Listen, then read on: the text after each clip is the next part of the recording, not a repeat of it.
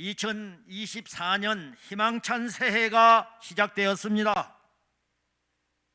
새해는 하나님이 주신 희망의 선물이자 사랑의 선물입니다. 우리 인간들이 다른 동물들과 다른 점이 있습니다.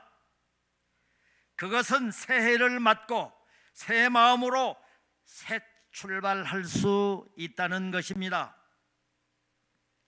해가 바뀌는 어제와 오늘은 별 다름없는 일상이지만 우리 마음은 새해가 되면 새 마음과 새 영과 새 몸으로 새롭게 계획을 세울 뿐더러 나름의 각오를 다짐하면서 힘찬 출발을 하는 것이 다른 동물과 다른 것이 우리 인간들입니다. 오늘이 벌써 1월 24일입니다. 새 각오와 다짐한 계획들 잘 진행되시길 주님의 이름으로 축복합니다. 우리는 새해 인사로 새해 복 많이 받으세요 라고 이런 덕담을 합니다. 그런데 그 복은 과연 누가 주는 것일까요? 여호와는 내게 복을 주시고 나를 지키시기를 원하며 라고 민수기 6장에서 말씀을 하십니다. 그러니까 우리에게 복을 주시는 분은 바로 여호와이시며 하나님께서 우리에게 복을 주시겠다고 약속을 하시었습니다. 하나님이 약속하신 복은 또 어떤 복일까요? 그의 얼굴을 나에게 비추사 크고 놀라운 은혜를 베푸시는 복입니다. 그리고 하나님은 그의 얼굴을 나에게 향하여 드사 평강을 주신다고 약속하시었습니다. 그러니까 여호와 하나님께서는 나를 지키시고 하나님의 얼굴을 나에게 비추사 놀라운 은혜를 주실 뿐만 아니라 그의 얼굴을 나에게 향하여 드사 세상과는 차원이 다른 참 평강의 복을 주신다고 우리에게 약속하셨습니다. 우리 함께 하나님 말씀을 듣겠습니다. 신명기 6장 24절 26절을 보겠습니다. 여호와는 내게 복을 주시고 너를 지키시기를 원하며 여호와는 그의 얼굴을 내게 비추사 은혜 베푸시기를 원하며 여호와는 그의 얼굴을 내게로 향하여 드사 평강 주시기를 원하노라 할지니라. 아멘. 하나님이 주시는 복은 차원이 다릅니다. 뿐만 아니라 제한도 없습니다. 하나님이 주시는 축복은 너무나 풍성하기 때문에 은이나 금으로도 헤아릴 수 없을 뿐만 아니라 비교할 수도 없습니다. 뿐만 아니라 하나님이 약속하신 복은 예수님을 영접한 모든 사람에게 기쁨과 영광을 가져다 주는 복입니다. 역대상 29장 12절을 보겠습니다. 부와 귀가 주께로 말미암고 또 주는 만물의 주제가 되사 손에 권세와 능력이 있사오니 모든 사람을 크게 하심과 강하게 하심이 주의 손에 있나이다. 아멘.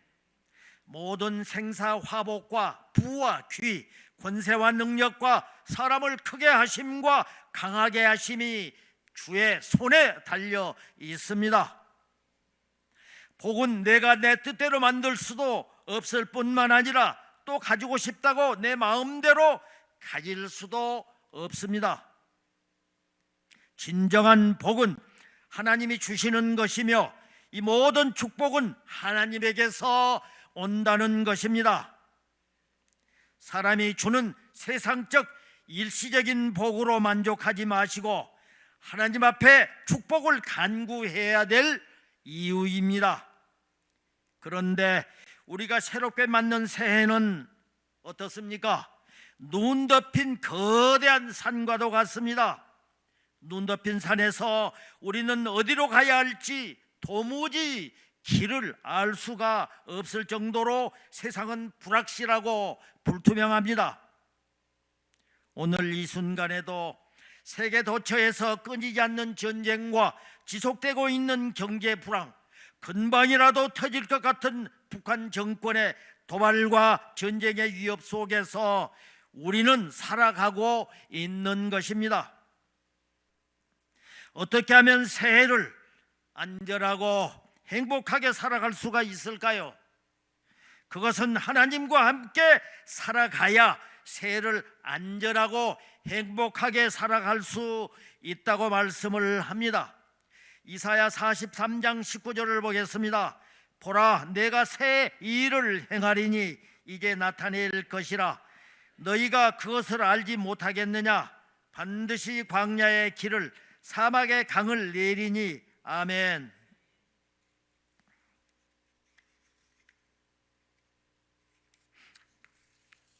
하나님은 길을 만드시는 분입니다. 우리는 피조물로서 한 치 앞을 내다볼 수 없는 연약하고 나약한 존재이기에 창조주이신 하나님께 길을 열어달라고 간구해야 합니다.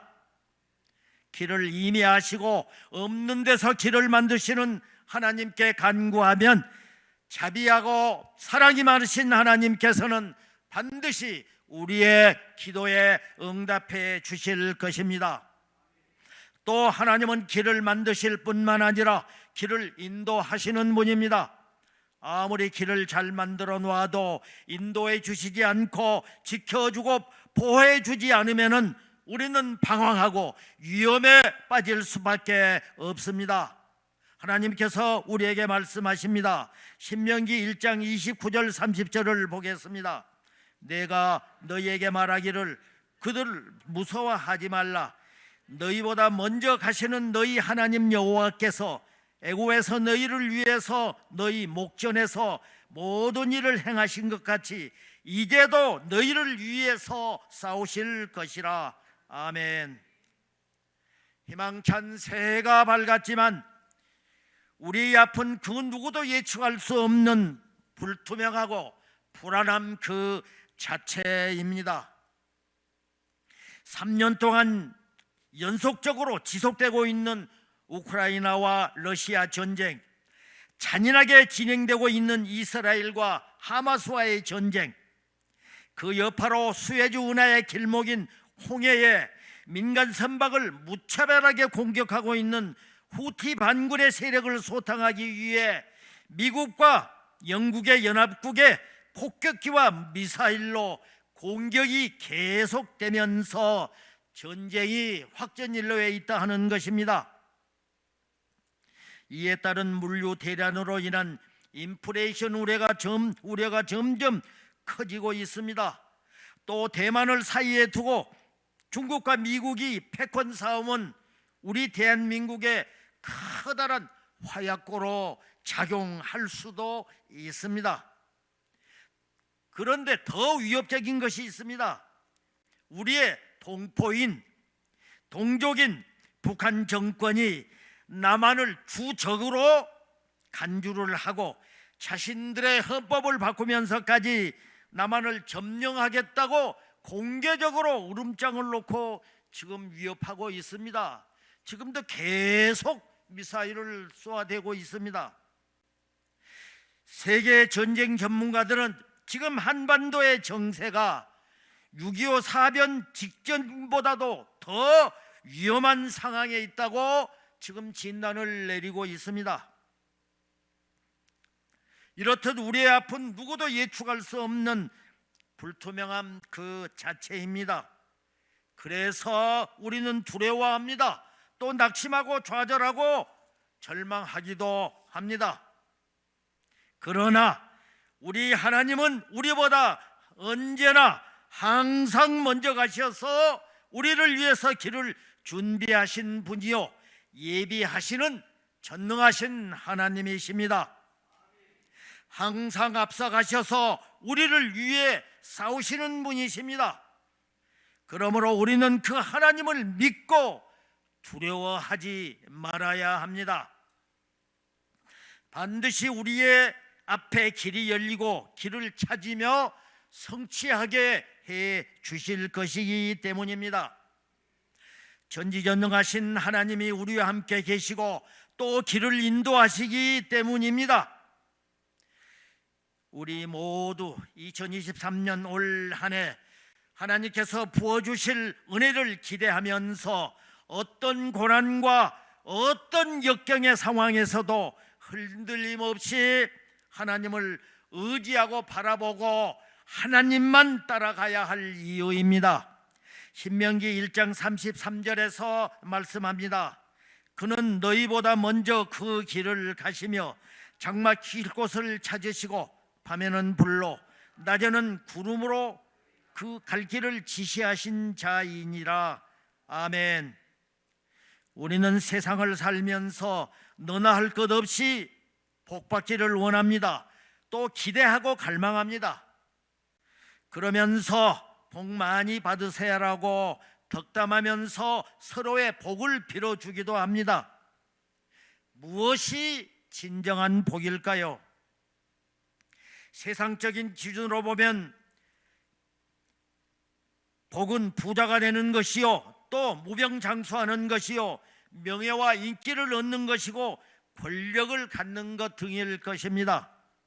그렇다면 하나님이 주시는 복은 어떤 복일까요? 시편 73편 28절에서 우리에게 그 답을 말씀하십니다. 하나님께 가까이 함이 내게 복이라. 내가 주 여호와를 나의 피난처로 삼아 주의 모든 행적을 전파하리이다. 아멘. 우리는 또 나 자신의 연약함을 하나님 앞에 인정하고 세상 유혹을 가까이 하지 않고 하나님을 가까이 하는 것이 복이라고 하나님께서 말씀하십니다. 왜냐하면 우리 주님은 어떤 고난과 시련 가운데서도 우리를 보호해 주시고 나의 영혼을 기쁘고 만족하게 하실 뿐만 아니라 피난처가 되어 주시기 때문입니다.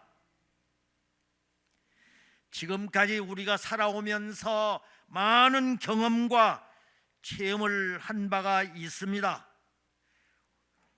나의 인생의 최대의 위기 속에서도 하나님은 절대로 나 혼자 버려두지 않으시고 늘 지금까지 선한 길로 인도해 주시었습니다. 또 나를 절대로 포기하지 않으시고 영원히 동행해 주시었으며 앞으로도 동행을 해 주실 것이기 때문입니다. 보이지 않지만 늘 나의 등 뒤에서 나를 도우실 뿐만 아니라 내가 지치고 고뇌서 넘어질 때면은 내게 다가와서 손 내미시면서 인시가 일어나라, 그리고 걸어가거라, 내가 너에게 힘을 주겠다, 이렇게 항상 약속을 해 주시었습니다. 지금도 그렇게 속삭이고 계십니다. 이렇게 나를 사랑하시고 영원히 변치 않는 아버지 하나님을 믿고 의지하면서 어떤 환난과 위기의 상황에서도 우리는 오직 하나님께만 붙어 있어야 합니다.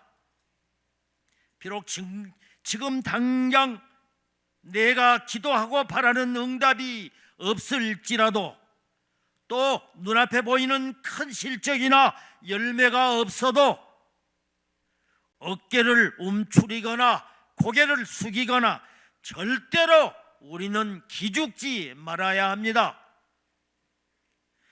주님은 오직 하나님 아버지께 붙어있는 나를 결코 실망시키지 않고 버리지도 않습니다. 이 세상 끝날까지 오직 하나님께 붙어있기만 하면 하나님의 때, 하나님의 방법으로 우리와 부족한 나를 통해서 하나님은 영광을 받으실 것입니다. 할렐루야. 현실이 비록 불확실하고 불투명할지언정 하나님께서 우리 모두에게 건강하고 또 공평하게 새해를 허락해 주신 것에 항상 감사하면서 선물로 받은 올 한 해를 하나님의 영광을 위해서 다시 한번 우리 모두는 결단하는 그런 시간이 되기를 축복합니다. 그러니까 하나님 앞에 뜻을 정하고 지금까지 해오던 대로 관성에 머무르지 마시고, 장지훈 담임 목사님이 송구영신 예배 때 강조하셨던 금년에는 한 걸음 한 발짝 더 나가게 하여 주시옵소서. 우리 모두 하나님 앞에 기도하는 마음으로 결심하고 결단하시길 주님의 이름으로 축복합니다. 그 첫 번째로 오직 주님만 바라보게 하여 주시옵소서 결단하십시오. 히브리서 12장 2절 상반절에서 말씀합니다. 믿음의 주요 또 온전케 하시는 이인 예수를 바라보자. 아멘. 하나님 없이 행복을 추구하는 것은 참으로 어리석은 방법입니다.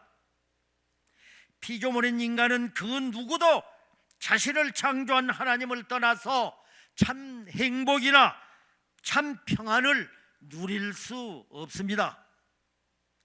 하지만 십자가의 은혜와 부활의 감격을 체험한 사람은 그토록 추구했던 행복과 평안이 이미 내 가슴 속에 채워졌다는 것을 깨닫게 될 것이고 지금도 느낄 것입니다.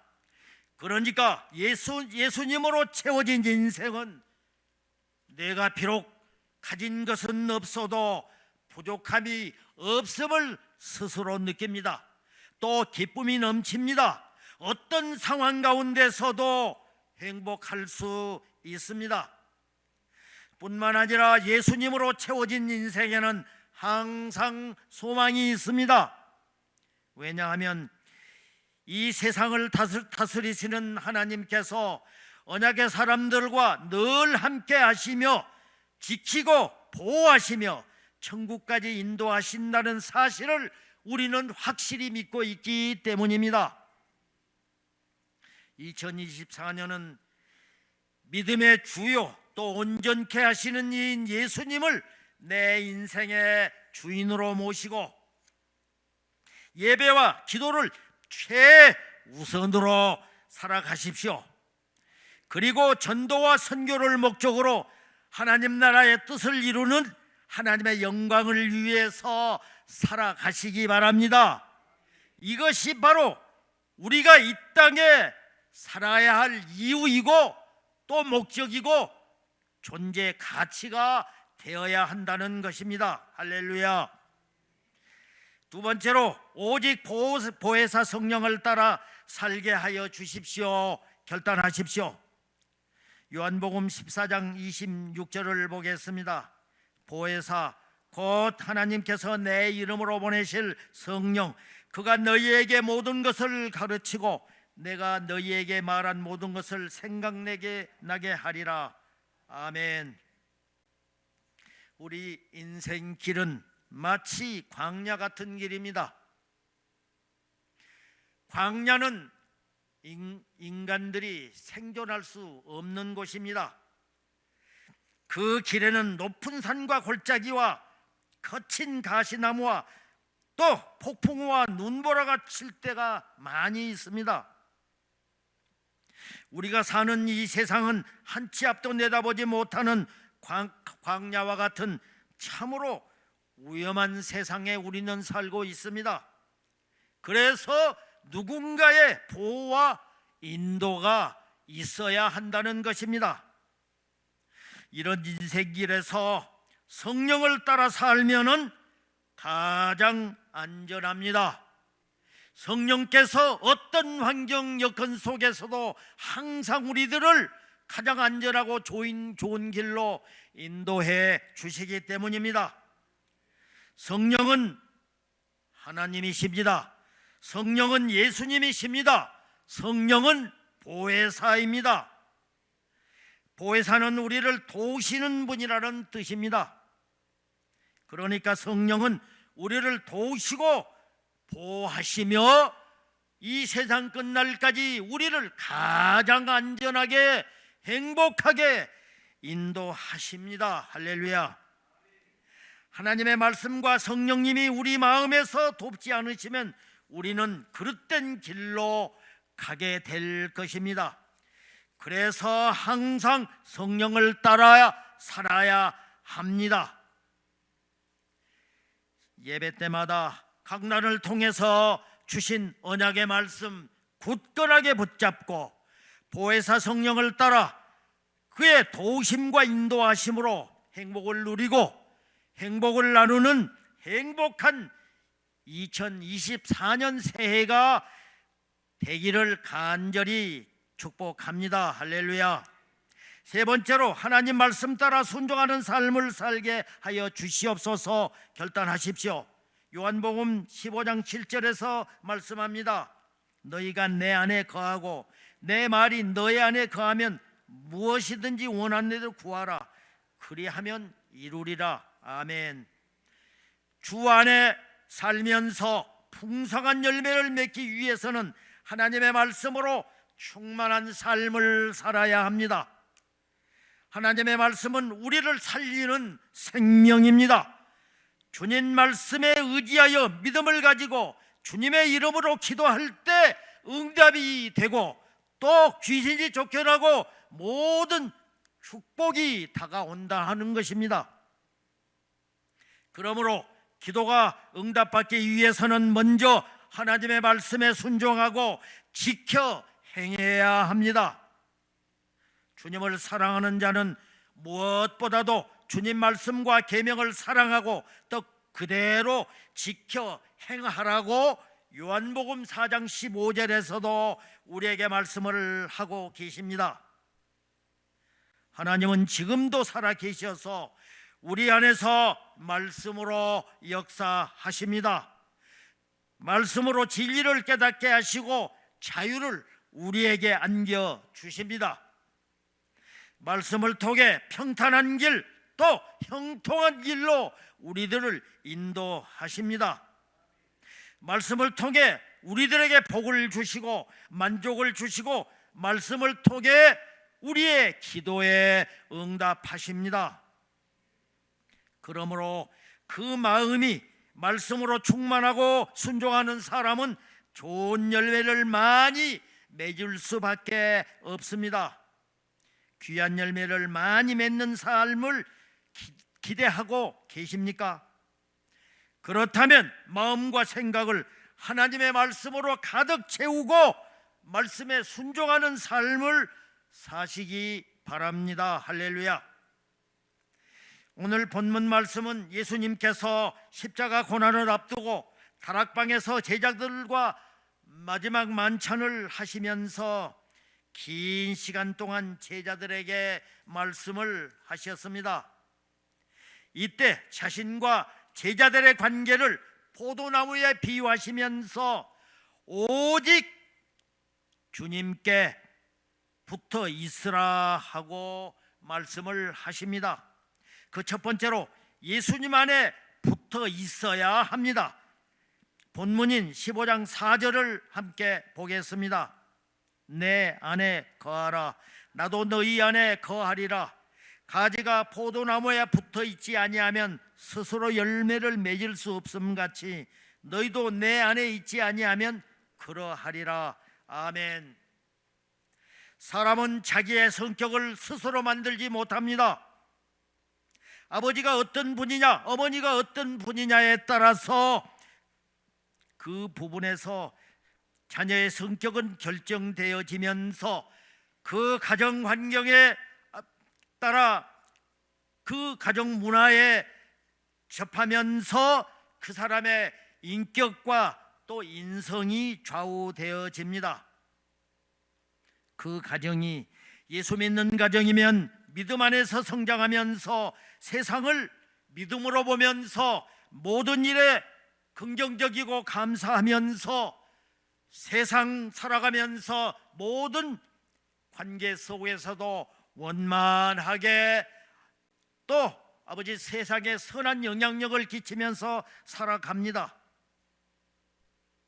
하지만 예수 믿지 않는 가정에서는 다 그런 건 아니지만은 대체적으로 우리가 성장할 때도 그랬었습니다. 항상 술 먹고, 술 먹으면 또 큰 소리 나오고 싸우고 부수고 하는 것을 흔하게 보면서 성장하게 됩니다. 그러면서 본대로 하면서 살아가게 됩니다. 그래서 그 가정의 사이클을 단절시키지 않으면 계속적으로 악순환이 거듭될 수 있다고 합니다. 그러나 그 사이클을 단정시키는 방법이 있습니다. 바로 예수 믿고 예수님 말씀에 순종하고 주님 안에 붙어서 살면은 이런 모든 문제들이 해결된다 하는 것입니다. 본문에서는 예수님 안에 거하는 포도나무 가지가 되라고 말씀을 하고 있습니다. 시야를 더 크게 해서 살펴볼 때 사람은 누구 안에 거하느냐, 누구와 함께 사느냐에 따라서 그 사람이 달라진다고 하는 것을 말씀을 드렸습니다. 그러니까 그 사람의 생각하는 범위가 달라지고 이 사물을 보는 관점이 달라진다 하는 것입니다. 그러나 언제라도 늦지 않습니다. 지금이라도 예수 믿고 구원받고 하나님 앞에 돌아오면은 이런 모든 문제들이 해결받는다 하는 것입니다. 왜 그러냐 하면 예수님 안에는 참 생명이 있기 때문입니다. 또 참 자유가 있고 참 진리가 있기 때문입니다. 예수님 안에 거하는 것은 이토록 얼마나 복되고 귀한 삶이기에 어떤 환경과 상황에서도 우리는 참 포도나무 줄기에 붙어있는 가지로 살아가야 합니다. 두 번째로 예수님 안에 거하면 열매를 많이 맺게 됩니다. 본문 15장 5절을 보겠습니다. 나는 포도나무요 너희는 가지라. 그가 내 안에 내가 그 안에 거하면 사람이 많은 열매를 맺나니 나를 떠나서는 너희가 아무것도 할 수 없음이라. 아멘. 열매를 맺는 풍성한 생활은 내가 애써서 맺는 것이 아닙니다. 나는 힘쓰지 않아도 그냥 포도나무 가지가 줄기에 붙어 있으면 줄기에서 흘러나오는 양분 때문에 가지는 저절로 열매를 맺게 된다는 것입니다. 그래서 믿음의 사람들은 하나님께 붙어 있어야 합니다. 예수님 안에 거하면은, 예수님 안에 살면 진리와 열매와 복음의 열매를 풍성히 맺게 하기 때문입니다. 가지가 줄기에 붙어 있을 때 아무런 하는 것이 없는 것 같이 보이기도 할 수 있습니다. 시간만 보내는 것 같습니다. 하지만 붙어 있는 그 자체가 열매를 잘 맺는 길입니다. 줄기에는 양분이 흘러 들어옵니다. 위에서는 따뜻한 햇빛이 내려 쬐입니다. 그러나 가지가 줄기에 붙어 있기만 하면 열매는 자연히 열린다 하는 것입니다. 우리가 예수를 믿으면서도 교회에 왔다 갔다 쉬었다 하는 사람도 있긴 합니다. 그러나 열심히 교회 공예배에 교회에서 드리는 예배 참석하십시오.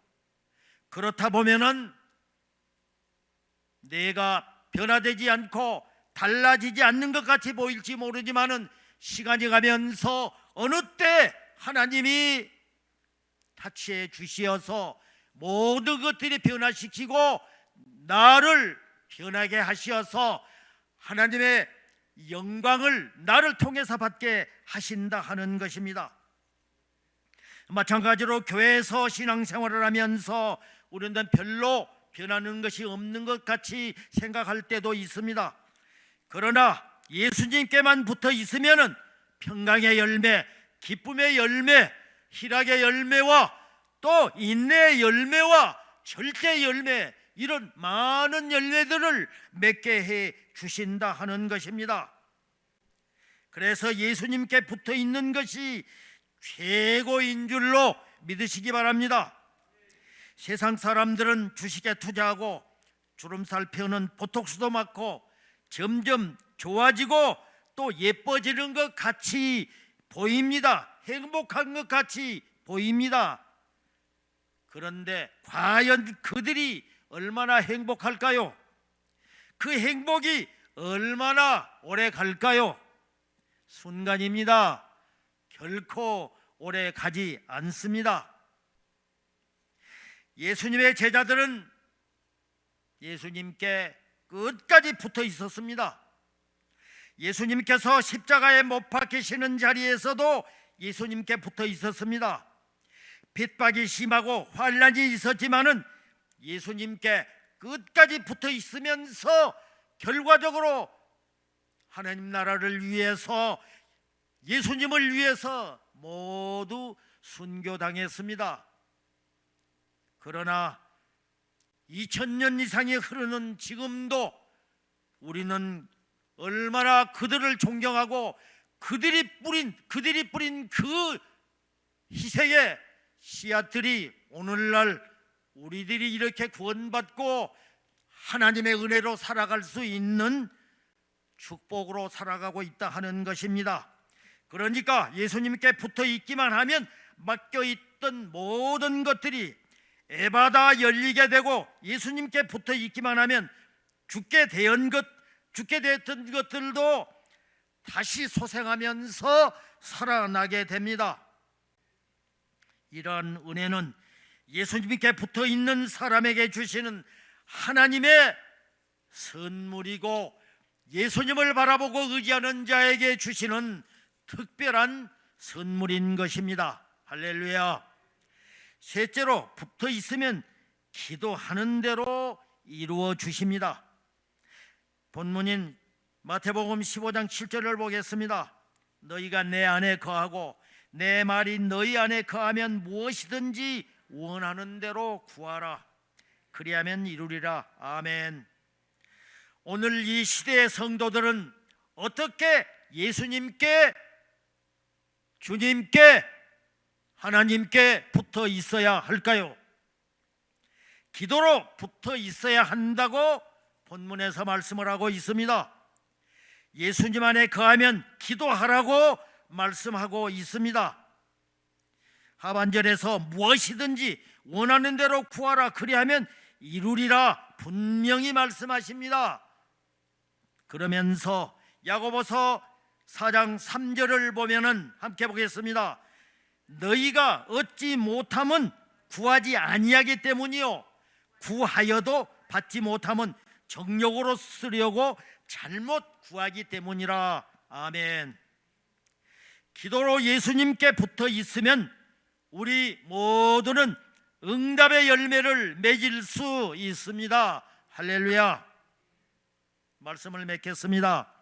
붙어 있어야 합니다. 예수님께 붙어 있어야 합니다.